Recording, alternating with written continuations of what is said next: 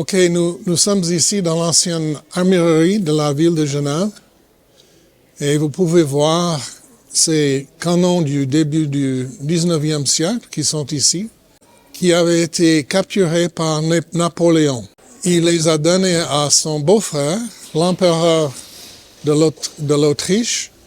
C'est une des familles où tout le monde pense qu'il doit être empereur, comme certaines familles américaines qui pensent que tout le monde doit être président. Mais on les a récupérés au traité de Vienne. C'est là où on a essayé de remettre ensemble l'Europe que Napoléon avait cassé en miettes. Mais ma théorie, c'est que les Genevois les gardent ici pour rappeler aux Français qu'ils n'ont pas gagné d'après tout. Mais ce qui m'intéresse surtout ici, ce sont ces trois images derrière. La première, c'est Jules César, qui est venu ici, comme on a déjà dit, en 58 avant Jésus-Christ, pour partir en bataille contre les Gaulois. Rome était en train de grandir en puissance et en territoire, et l'étape suivante, c'était les Gaulois. César était établi ici, mais les Helvètes voulaient partir. C'était aussi une tribu celte, comme les Gaulois, qui habitait toute la Suisse occidentale. Mais ils étaient en train d'être pris en sandwich entre les tribus alémaniques vers le nord-est et les Romains depuis le sud. Donc ils ont décidé de partir. Ils avaient beaucoup de cousins en France et ils se sont préparés pour ce grand départ en brûlant leurs villes et villages. 300 ont été brûlés en Suisse occidentale et ils sont venus ici à Genève avec leurs personnes âgées, leurs bébés, leurs enfants dans les chars. Ils ont demandé permission à César de traverser le Rhône. Il a dit non. Donc ils sont repartis pour traverser le Jura avec l'armée romaine à leur trousse. Ils sont repartis à l'autre côté et puis ils ont rencontré leurs cousins gaulois. Et puis vous connaissez ces grandes batailles. Et les archéologues viennent de faire des découvertes. C'était très sanglant, ces batailles. Une d'elles a duré 3 jours et même les Romains ont écrit « chaque côté aurait pu gagner ». Pour finir, c'était les Romains. Les Gaulois avaient envoyé, ils n'avaient plus de nourriture. Ils avaient envoyé leurs petits-enfants et leurs femmes pour sortir en espérant que les Romains allaient les épargner, mais les Romains les ont massacrés. Certaines des femmes sont restées avec leurs hommes et ils ont dû sortir de leur forteresse, de leur colline fortifiée, pour s'attaquer aux Romains. Et c'est là où ils n'ont pas réussi. Et les Romains ont écrit qu'à la fin, certaines des femmes prenaient des épées pour essayer de continuer la lutte contre les Romains. Sans succès, bien sûr. Alors, on nous dit qu'ils étaient 750 000 qui étaient partis et seulement 200 à 300 000 qui sont revenus. Donc les Romains ont mis à mort dans cette sale bataille plusieurs centaines de milliers de personnes. Et on a ramené les captifs ici. Et puis, ils les ont obligés à reconstruire leur village, leur ville. Et ils se sont mariés avec les veuves. Les soldats romains se sont mariés avec les veuves des Gaulois. Et c'est de là où on a la culture d'ici qu'on appelle gallo-romaine. Les Gaulois avec les Romains. Et c'est la seule culture latine du nord des Alpes. Et la seule qui a expérimenté la réforme. Mais je crois que c'est de cet événement qu'on a eu le cœur brisé. un deuil national qui perdure encore aujourd'hui, où on a tout perdu, tout, et on a été subjugué, humilié, pris en captif. Et c'est de là, selon moi, qu'on trouve une certaine mélancolie chez les Vaudois, surtout une certaine passivité aussi, qui nous a conduit plus tard à accepter d'être subjugués par le canton de Berne pendant 260 ans. Et c'est pas les Vaudois qui ont fait la révolution, c'est Napoléon qui nous a délivrés. Parce que les Vaudois étaient trop occupés à boire quelque chose sur une belle terrasse. Mais on rencontre cette attitude encore aujourd'hui. Ces choses laissent quelque chose dans l'esprit d'une nation. Et je crois que c'est ce qui explique pas mal de facettes de notre personnalité romande. Ok, on a déjà parlé de la première image qui est Jules César ramenant un captif gaulois, un prisonnier gaulois.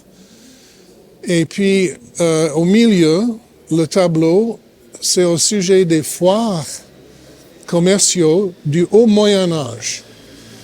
Parce que Genève étant neutre, était un lieu où tout le monde pouvait venir. Donc même si mon roi était en guerre avec ton duc, on pouvait tous les deux se rendre à Genève pour acheter et vendre.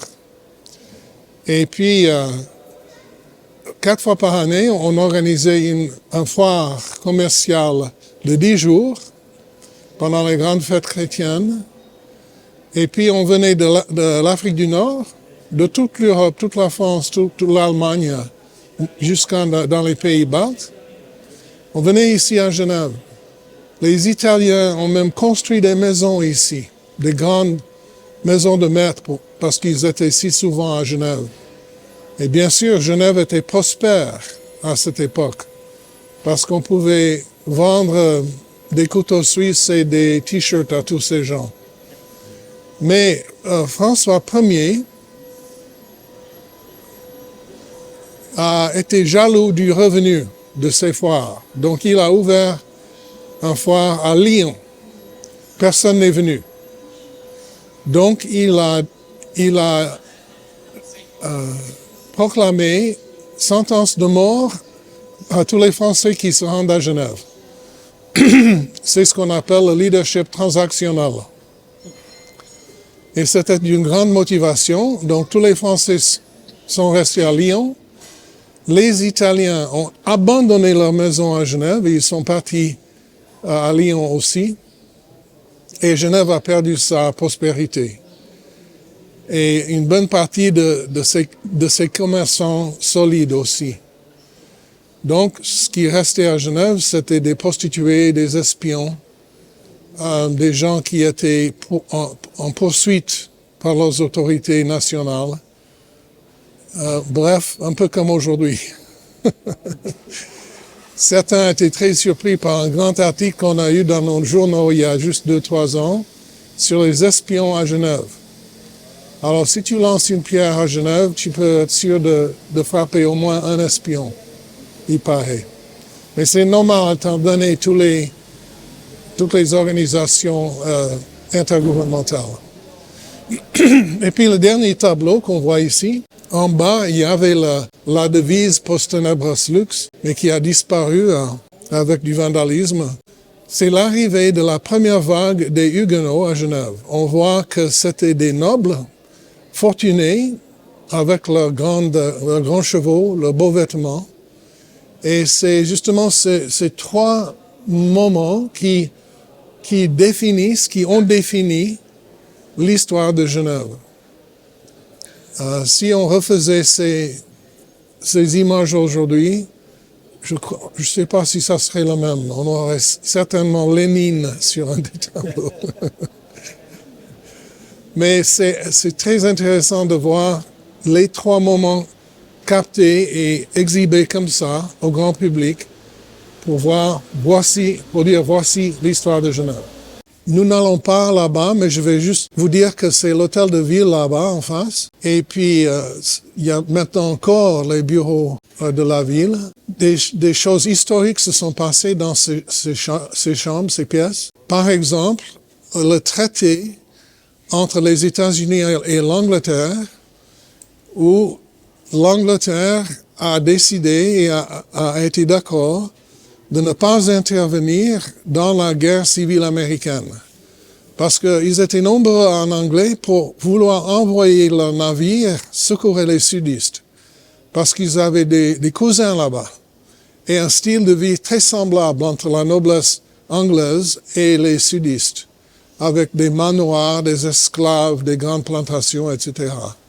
Donc, leur sympathie était pour les sudistes, pas pour les nordistes. Mais ils ont quand même été d'accord, face à la puissance croissante des nordistes, de déclarer que leur navire allait rester en dehors du conflit. Et cet accord a été signé ici. Et si les Anglais avaient décidé d'intervenir côté sudiste, l'histoire des États-Unis aurait pu être très différente. L'autre chose fascinante dans ce bâtiment, c'est que une des salles de réunion utilisées par le conseil municipal à l'époque se trouve tout en haut. Mais il y a un des municipaux qui n'aimait pas prendre l'escalier lui-même. Donc, il a décidé de faire construire une rampe pour qu'il pouvait aller au cheval jusqu'en haut pour aller aux réunions, pour ne pas devoir faire les escaliers lui-même. Donc, moi, j'admire ce genre de leadership visionnaire. Bon, nous n'allons pas visiter la rampe, je vous laisse faire plus tard, mais je vous assure que c'est assez grand pour qu'un homme monté à cheval peut arriver jusqu'en haut.